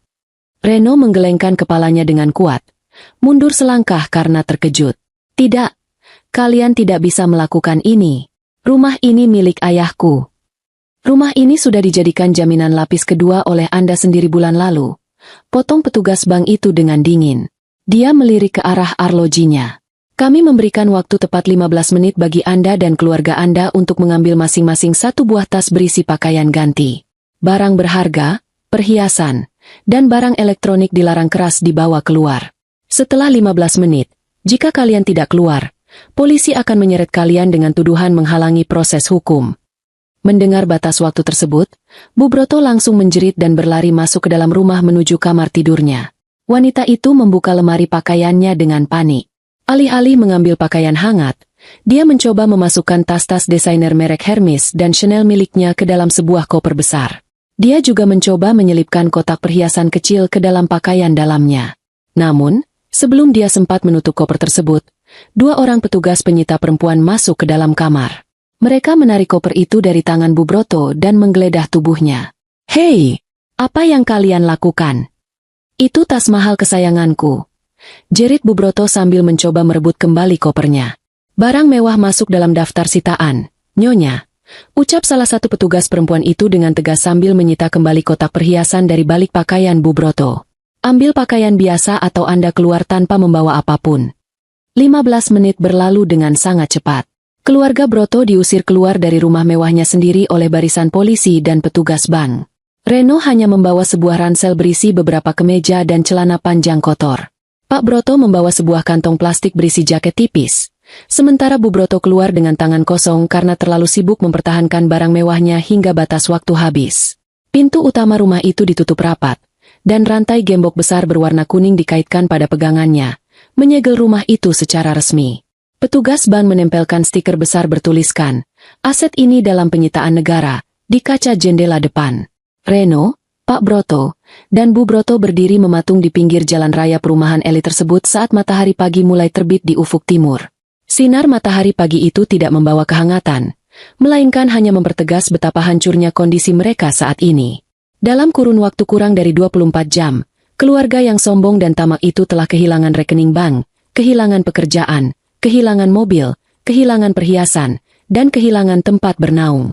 Efek domino dari pembalasan bunga telah meruntuhkan seluruh fondasi kehidupan mereka hingga tak bersisa. Mereka kini resmi menjadi gembel buronan utang yang tidak memiliki tempat tujuan di tengah kejamnya ibu kota. 3 hari telah berlalu sejak malam badai yang meluluh lantakkan fondasi kesombongan keluarga Broto. Matahari pagi bersinar dengan sangat cerah, menembus kaca jendela berukuran raksasa dari sebuah unit penthouse mewah yang terletak di lantai teratas salah satu gedung apartemen paling eksklusif di jantung ibu kota. Sinar matahari keemasan itu menghangatkan lantai kayu mahoni yang dipoles mengkilap, memantul pada perabotan bergaya minimalis modern yang harganya mencapai miliaran rupiah. Di luar balkon kaca yang luas, hamparan pemandangan kota metropolitan terbentang layaknya lukisan hidup, bebas dari polusi suara dan hiruk-pikuk jalanan di bawah sana. Udara di tempat ini terasa sangat bersih, tenang, dan dipenuhi oleh aroma terapi bunga lavender yang menguar lembut dari sebuah mesin pelembab udara di sudut ruangan. Di balkon yang nyaman tersebut, Bunga sedang duduk santai di atas sebuah kursi malas rotan yang dilengkapi dengan bantal busa tebal berlapis kain sutra putih. Wanita itu mengenakan gaun pagi berbahan katun yang sederhana namun memancarkan keanggunan alaminya. Di hadapannya, duduklah sang ayah. Pria tua yang 3 hari lalu berpenampilan layaknya seorang pengemis jalanan yang memprihatinkan itu kini telah bertransformasi sepenuhnya. Beliau mengenakan setelan pakaian rumah berupa kemeja linen berwarna krem dan celana panjang berbahan lembut. Rambutnya yang memutih telah dipotong dan disisir dengan sangat rapi. Wajahnya yang tadinya pucat pasi, kotor, dan dihiasi oleh kantung mata hitam yang tebal, kini sudah kembali memancarkan rona kehidupan. Meskipun tubuhnya masih terlihat sedikit kurus karena proses pemulihan, Senyum hangat yang selama ini hilang telah kembali menghiasi bibirnya. Di atas meja kaca bundar di antara mereka, tersaji sebuah teko porselen berisi teh herbal kamomil yang masih mengepulkan uap panas, diapit oleh 2 cangkir kecil dan sepiring penuh kue kering bertabur kacang almond kesukaan sang ayah. Bunga menuangkan teh panas tersebut ke dalam cangkir ayahnya dengan gerakan yang sangat berhati-hati dan penuh rasa hormat. Silakan diminum tehnya selagi masih hangat. Ayah. Dokter pribadi yang datang memeriksa ayah kemarin mengatakan bahwa ayah harus banyak mengonsumsi minuman hangat dan makanan bergizi agar lambung ayah bisa kembali beradaptasi dengan normal. Ucap Bunga dengan nada suara yang sangat lembut. Matanya memancarkan kasih sayang yang tidak terhingga. Sang ayah menerima cangkir teh tersebut dengan kedua tangannya yang kini sudah bersih dan tidak lagi bergetar ketakutan. Beliau menghirup aroma teh yang menenangkan itu sejenak sebelum menyesapnya secara perlahan. Kehangatan cairan tersebut mengalir menuruni tenggorokannya, memberikan kenyamanan luar biasa pada perutnya yang selama berbulan-bulan hanya diisi oleh sisa-sisa makanan kotor dan air hujan. Terima kasih, Bunga. Teh ini rasanya sangat luar biasa lezat. Ucap sang ayah sambil meletakkan cangkir itu kembali ke atas tatakannya. Beliau mengedarkan pandangannya ke seluruh penjuru penthouse mewah yang sangat aman tersebut, lalu menghela napas panjang yang syarat akan kelegaan mutlak. Ayah masih merasa seperti sedang bermimpi. Nak, beberapa hari yang lalu, ayah tidur beralaskan kardus basah di dekat selokan yang bau, bersembunyi dari preman suruhan Reno, menahan rasa lapar yang seolah merobek usus ayah dari dalam. Dan sekarang, ayah duduk di sini, meminum teh mahal, dan dilayani dengan sangat baik. Ayah benar-benar tidak menyangka Tuhan akan mengirimkan malaikat penolong secepat ini. Bunga tersenyum tipis. Dia mengulurkan tangannya melintasi meja dan menggenggam jemari ayahnya dengan erat. Ini bukan mimpi. Ayah, ini adalah hak kita yang memang seharusnya kembali kepada kita. Rumah ini dibeli menggunakan uang dividen dari perusahaan yang dibangun oleh almarhumah ibu dengan darah dan air matanya. Ayah pantas mendapatkan tempat perlindungan terbaik di dunia ini. Bunga menolehkan kepalanya ke arah sebuah meja nakas kecil di dekat pintu kaca balkon.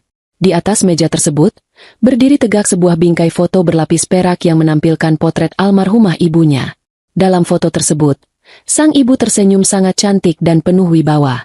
Bunga menatap mata ibunya di dalam foto itu seolah sedang melakukan komunikasi batin. Pengacara Surya menelepon saya pagi ini. Ayah, lanjut Bunga, memecah keheningan yang sempat tercipta.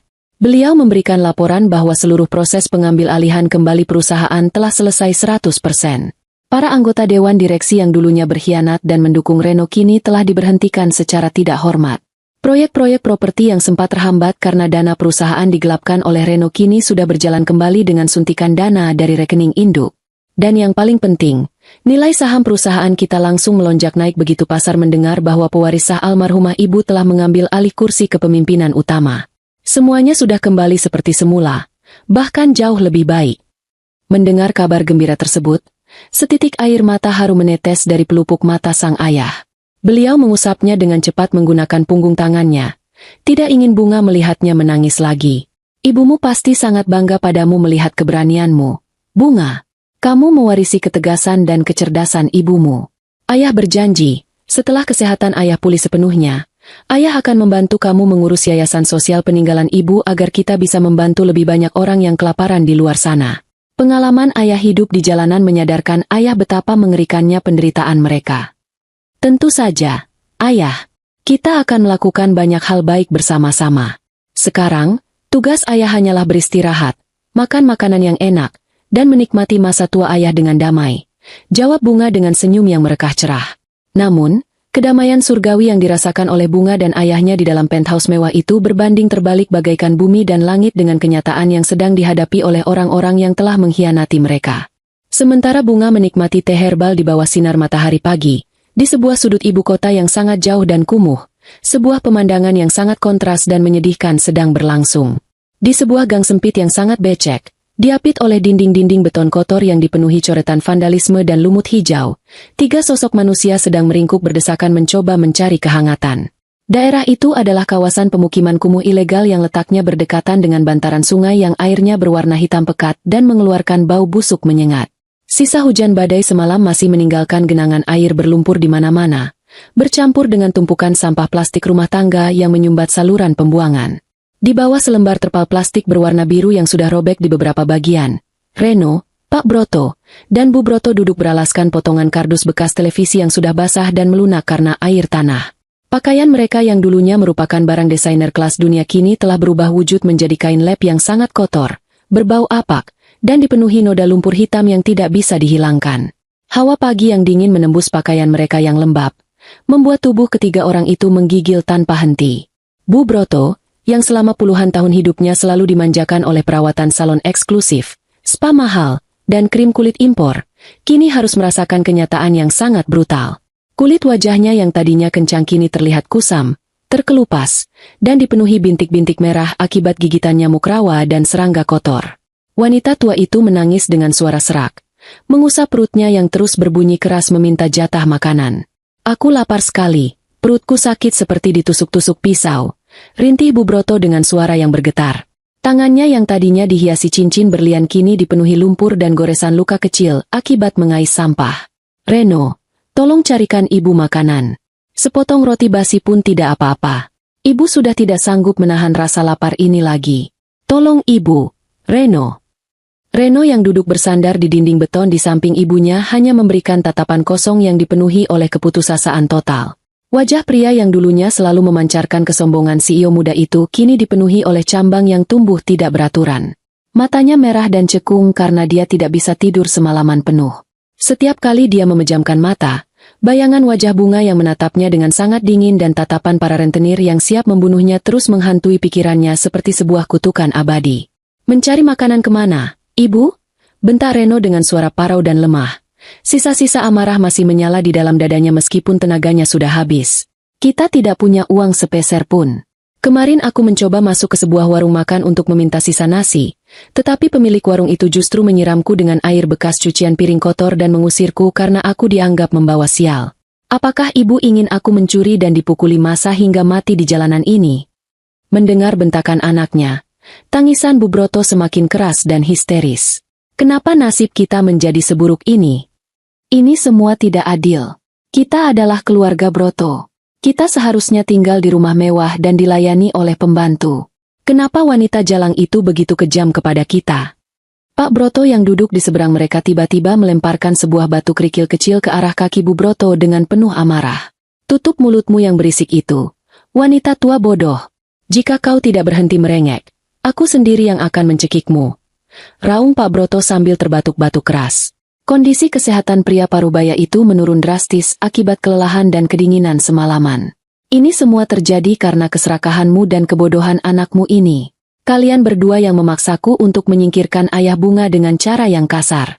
Kalian yang membuat Bunga membalas dendam dengan membabi buta. Jika saja kita memperlakukan pria tua itu dengan sedikit lebih manusiawi, Bunga tidak akan mungkin membekukan semuanya dalam semalam. Reno langsung berdiri, meskipun kakinya gemetar menahan bobot tubuhnya sendiri. Dia menunjuk wajah ayahnya dengan penuh kebencian. Jangan berani-beraninya ayah menyalahkan kami. Ayah sendiri yang menendang piring makanan mertuaku di pesta itu. Ayah yang memerintahkan satpam untuk membuangnya ke tempat sampah demi menjaga harga diri ayah di depan teman-teman ayah. Ayah yang paling menikmati pamer kekayaan menggunakan uang perusahaannya. Ayah adalah orang paling tamak yang pernah aku kenal. Dan sekarang ayah mau mencuci tangan bagaikan orang suci. Beraninya kau melawan ayahmu sendiri, teriak Pak Broto, ikut berdiri dan langsung mencengkeram kerah ke meja Reno yang sudah robek. Keduanya saling mendorong dan mengumpat dengan kata-kata paling kasar yang pernah diciptakan oleh manusia. Di tengah genangan lumpur yang bau dan di bawah rintik sisa hujan pagi, bapak dan anak itu bergumul seperti dua ekor binatang liar yang kehilangan akal sehat. Bu Broto hanya bisa berteriak melerai sambil menangisi nasibnya. Tidak ada lagi rasa hormat, tidak ada lagi ikatan keluarga yang penuh kasih sayang, dan tidak ada lagi kesombongan yang bisa dibanggakan. Yang tersisa di antara mereka hanyalah rasa lapar yang menyiksa, kedinginan yang membekukan tulang, dan penyesalan yang datang terlambat dan tidak berguna sama sekali. Di dalam hati kecilnya yang paling gelap, Reno akhirnya menyadari sebuah kenyataan yang sangat menyakitkan. Mereka tidak sedang dihukum oleh Bunga, melainkan mereka sedang dihukum oleh karma dari perbuatan tangan mereka sendiri yang luar biasa keji. Waktu berlalu tanpa kenal kompromi.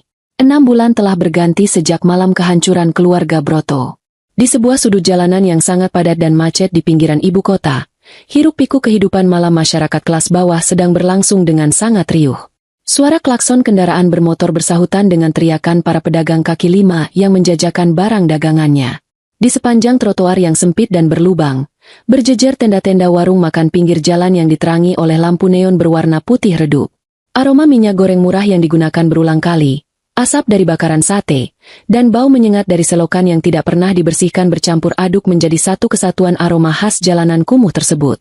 Di bagian paling belakang dari salah satu warung tenda hidangan laut yang paling ramai dan paling kotor, terdapat sebuah area pencucian piring darurat yang hanya beralaskan tanah becek. Di tempat itulah, karma menyelesaikan putarannya dengan sebuah keadilan ironis yang sangat puitis dan mematikan.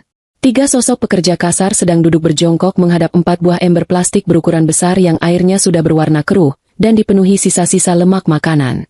Ketiga sosok itu tidak lain adalah Reno, Pak Broto, dan Bu Broto. Mantan keluarga konglomerat gadungan itu kini telah kehilangan seluruh sisa harga diri mereka. Setelah berbulan-bulan menjadi gelandangan yang berpindah-pindah tempat demi menghindari kejaran preman rentenir yang masih memburu mereka, mereka akhirnya terdampar di warung tenda ini.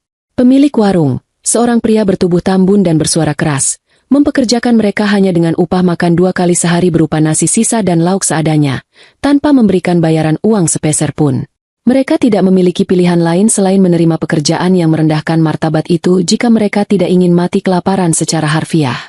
Pakaian yang mereka kenakan hanyalah kaos oblong bekas yang diberikan oleh pemilik warung, yang sudah dipenuhi oleh bercak noda minyak, kuah gulai, dan keringat yang mengering. Tangan Bu Broto yang dulunya sangat mulus dan selalu dihiasi perhiasan mahal kini terlihat sangat mengerikan. Jari-jarinya membengkak merah, kulit telapak tangannya mengelupas parah, dan kuku-kukunya menghitam akibat terlalu lama merendam tangan di dalam air sabun colek yang sangat keras dan panasnya air rebusan lemak. Wanita tua itu menyikat sebuah wajan hitam yang berkerak dengan susah payah.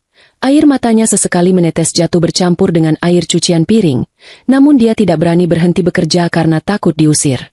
Di sebelahnya, Pak Broto bertugas membersihkan sisa makanan dari piring-piring pelanggan ke dalam sebuah ember sampah berwarna hijau. Pria tua yang dulunya memegang mikrofon di atas panggung mewah itu kini terbatuk-batuk parah. Tubuhnya menjadi sangat bungkuk dan kurus kering, kehilangan seluruh aura kewibawaan palsunya. Setiap kali dia melihat ada sisa potongan daging ayam atau ikan yang masih lumayan utuh di atas piring kotor pelanggan, tangannya akan gemetar. Insting kelaparannya mendesaknya untuk diam-diam memakan sisa makanan tersebut. Sebuah tindakan menjijikan yang dulu dia jadikan bahan hinaan untuk ayah bunga. Malam ini, dia benar-benar menelan ludahnya sendiri, menyelinapkan potongan tulang ayam yang masih berdaging sedikit ke dalam mulutnya ketika pemilik warung sedang tidak melihat. Reno duduk di antara kedua orang tuanya, bertugas membilas piring dengan air bersih yang sangat terbatas. Sorot matanya benar-benar mati. Tidak ada lagi percikan kesombongan, tidak ada lagi ambisi, tidak ada lagi perlawanan. Jiwa pria itu telah hancur sepenuhnya. Dia bekerja seperti sebuah mesin otomatis yang tidak memiliki perasaan, bergerak hanya karena tuntutan perut yang melilit. Setiap hari dia harus mendengarkan cacian kasar dari pemilik warung, dan setiap malam dia harus tidur beralaskan tikar tipis di samping tong sampah pembuangan.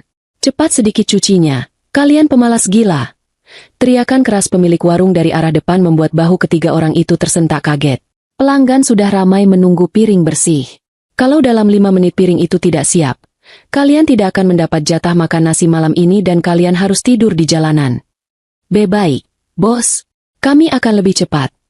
Sahut Pak Broto dengan suara bergetar dan nada yang sangat merendah. Sebuah keahlian menjilat yang baru dia pelajari di jalanan keras ini. Dia mempercepat gerakan tangannya mengikis sisa nasi. Tidak peduli tulang punggungnya terasa mau patah. Tepat pada pukul 11 malam, ketika warung mulai sedikit lengang, sebuah pemandangan yang sangat tidak lazim terjadi di jalanan kumuh tersebut. Sebuah mobil mewah bermerek Maybach berwarna hitam mengkilap, yang harganya setara dengan sebuah pulau kecil, berjalan perlahan membelah jalanan aspal yang sempit. Kehadiran mobil itu bagaikan sebuah benda angkasa asing yang jatuh ke bumi, sangat kontras dan mencolok di tengah lingkungan warung tenda. Sorot lampu utama mobil tersebut menerangi jalanan yang gelap, membuat beberapa pengunjung warung menoleh dengan pandangan kagum.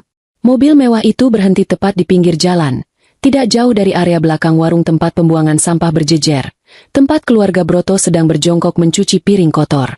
Mesin mobil yang nyaris tanpa suara itu dimatikan. Seorang pengawal pribadi berjas hitam turun dari kursi depan, berjalan memutar dengan cepat, dan membukakan pintu penumpang bagian belakang. Dari dalam mobil tersebut, keluarlah seorang pria parubaya yang memiliki postur tubuh tegak dan aura wibawa yang luar biasa kuat. Pria itu mengenakan setelan jas buatan penjahit ternama berwarna biru dongker yang disetrika tanpa celah, dipadukan dengan kemeja putih bersih dan dasi sutra. Sepatu kulit mahalnya melangkah hati-hati menghindari genangan air kotor di trotoar. Wajah pria itu sangat sehat, bersih, dan memancarkan kebaikan hati yang tulus. Beliau adalah Ayah Bunga. Di tangan pengawal pribadinya, terdapat 5 buah tas kertas tebal berlogo restoran bintang 5 yang terkenal sangat mahal, serta sebuah tumpukan amplop putih tebal yang terlihat berisi lembaran uang tunai. Ayah Bunga memang sudah berjanji pada dirinya sendiri bahwa setelah kehidupannya kembali pulih, beliau akan rutin turun ke jalanan kumuh setiap akhir pekan untuk membagikan sedekah berupa makanan layak dan uang tunai kepada para tunawisma dan pekerja kasar yang kelaparan, mengatasnamakan amal ibadah almarhumah istrinya. Pengalaman pahitnya di jalanan telah membentuk empati yang sangat dalam di dalam hatinya. Ayah Bunga mengedarkan pandangannya ke sekitar gang yang remang-remang. Matanya kemudian tertuju pada 3 sosok pekerja yang sedang berjongkok di dekat tempat pembuangan sampah, mencuci piring dengan posisi membelakangi jalan raya. Pakaian mereka sangat dekil, dan postur tubuh mereka terlihat sangat menyedihkan. Karena penerangan yang buruk dan wajah ketiga pekerja itu yang tertunduk dalam-dalam ke arah ember cucian, Ayah Bunga sama sekali tidak mengenali bahwa mereka adalah Reno dan mantan besannya. Beliau hanya melihat mereka sebagai manusia-manusia malang yang sedang berjuang keras untuk bertahan hidup di tengah kejamnya malam ibu kota. Hati Ayah Bunga tergerak oleh rasa iba yang mendalam. Beliau memberi isyarat kepada pengawalnya, lalu berjalan pelan menghampiri area belakang warung tersebut. "Permisi, Bapak, Ibu." Sapa Ayah Bunga dengan suara baritonnya yang kini terdengar sangat ramah dan menenangkan. Sama sekali tidak ada nada superioritas di dalamnya. Mendengar suara langkah sepatu kulit dan sapaan yang sangat sopan tersebut, Reno, Pak Broto, dan Bu Broto menghentikan gerakan tangan mereka. Jantung mereka tiba-tiba berdetak sangat kencang. Suara pria itu terasa sangat familiar di telinga mereka. Sebuah suara dari masa lalu yang mengundang kembali memori malam badai yang menghancurkan hidup mereka. Namun, rasa malu, rasa rendah diri yang akut, dan ketakutan yang mengakar membuat ketiganya tidak berani memutar kepala atau mengangkat wajah mereka sedikit pun. Mereka tetap menunduk menatap ember cucian yang kotor. Bahu mereka bergetar menahan napas. Melihat mereka yang tampak ketakutan, Ayah Bunga tersenyum maklum. Beliau berpikir bahwa para pekerja kasar ini merasa canggung didekati oleh orang asing. Dengan gerakan perlahan, Ayah Bunga mengambil 3 buah tas kertas berisi kotak makanan mewah yang masih hangat dari tangan pengawalnya, beserta 3 buah amplop putih yang sangat tebal. Beliau meletakkan barang-barang tersebut dengan hati-hati di atas sebuah meja kayu kosong yang bersih di dekat mereka. "Bapak, Ibu, tolong jangan merasa takut. Saya tidak bermaksud mengganggu pekerjaan kalian," ucap Ayah Bunga dengan nada suara yang sangat tulus. "Ini ada sedikit rezeki makanan hangat dan sedikit uang tunai untuk modal hidup. Tolong diterima dengan ikhlas. Ini semua adalah sedekah rutin atas nama almarhumah istri saya. Saya sangat tahu rasanya menahan lapar di jalanan saat malam turun. Tolong dimakan agar kalian memiliki tenaga. Ya, saya permisi dulu. Semoga Tuhan selalu memberkati jalan kalian." Tanpa menunggu balasan atau ucapan terima kasih dari para pekerja yang menunduk itu, Ayah Bunga membalikkan badannya. Beliau melangkah kembali menuju mobil Maybach yang menunggunya dengan tenang. Pintu mobil ditutup oleh pengawal, mesin dihidupkan, dan kendaraan mewah itu pun meluncur pergi secara perlahan, menghilang di telan kegelapan malam lalu lintas ibu kota, meninggalkan aroma parfum maskulin kelas atas yang tertinggal sejenak di udara kumuh tersebut. Keheningan yang sangat mencekam dan menyiksa menyelimuti area belakang warung itu selama beberapa menit penuh setelah kepergian mobil tersebut. Suara gemercik air keran yang mengalir ke dalam ember menjadi satu-satunya suara yang terdengar. Dengan tangan yang gemetar hebat, dipenuhi oleh busa sabun yang kotor dan kulit yang mengelupas, Reno secara perlahan memutar tubuhnya. Dia mengangkat wajahnya yang berantakan dan menatap ke arah meja kayu tempat barang-barang sedekah itu diletakkan. Pak Broto dan Bu Broto pun ikut menoleh dengan gerakan kaku seolah leher mereka telah berubah menjadi batu. Mata ketiga orang itu langsung terpaku pada logo perusahaan properti raksasa yang tercetak tebal dengan tinta emas di bagian depan amplop-amplop putih tersebut. Logo perusahaan yang dulunya sangat mereka agung-agungkan, perusahaan yang dulunya mereka rampas dengan cara keji, dan perusahaan yang kini dipimpin kembali oleh Bunga dan ayahnya. Tidak ada keraguan lagi di benak mereka. Pria dermawan berjas mewah yang baru saja memberikan mereka makanan dan uang dengan penuh rasa hormat tadi adalah pria tua yang sama, yang 6 bulan lalu mereka maki-maki, Mereka hina sebagai gembel bau, dan mereka perintahkan untuk diseret ke tempat pembuangan sampah karena dianggap tidak pantas menyentuh makanan pesta mereka. Keadilan ironis telah menyelesaikan tugasnya dengan sangat sempurna. Nasib telah berputar 180 derajat. Dulu mereka mengusir orang untuk makan di tempat kotor. Sekarang mereka sendiri yang mengais sisa makanan di dapur warung yang menjijikan. Sementara orang yang mereka buang justru memberikan mereka sedekah untuk menyambung nyawa. Bu Broto adalah orang pertama yang hancur pertahanannya. Wanita tua itu jatuh berlutut di atas tanah yang becek, mengabaikan lutut celananya yang kotor. Dia mengambil salah satu tas kertas berisi makanan mewah dari restoran ternama tersebut, memeluknya erat-erat di depan dadanya. Mulutnya terbuka lebar, melepaskan raungan tangisan yang sangat keras, menyayat hati, dan penuh dengan rasa sakit yang tidak tertahankan. "Maafkan kami. Tuhan, maafkan kami." Jerit Bu Broto di sela-sela isak tangisnya yang memilukan. Air matanya mengalir deras, menghapus sisa-sisa kotoran di wajahnya. Pak Broto menyusul jatuh terduduk di samping istrinya. Pria tamak itu menutupi wajahnya dengan kedua telapak tangannya yang hitam dan kasar, menangis terseduh-seduh layaknya anak kecil yang kehilangan arah. Kesombongannya telah hancur menjadi debu yang paling halus.